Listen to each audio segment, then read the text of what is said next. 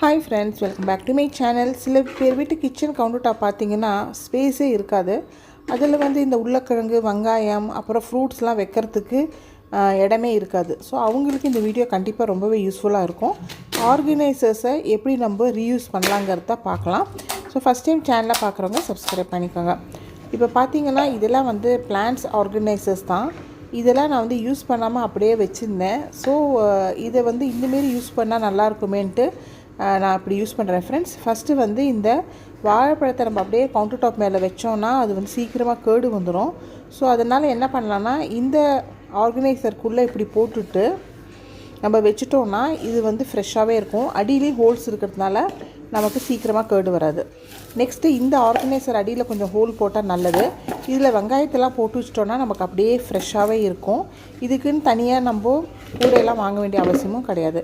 அதேட்ட உருளைக்கிழங்கு, சக்கரவள்ளி கிழங்குலாம் இந்த ஆர்கனைசரில் போட்டுட்டு இதுக்கு மேலே ஒரு பூண்டை போட்டு வச்சிட்டோன்னா இந்த உருளைக்கிழங்கு, சக்கரவள்ளி கிழங்குல ஸ்ப்ரவுட்ஸ் வராமல் இருக்கும்.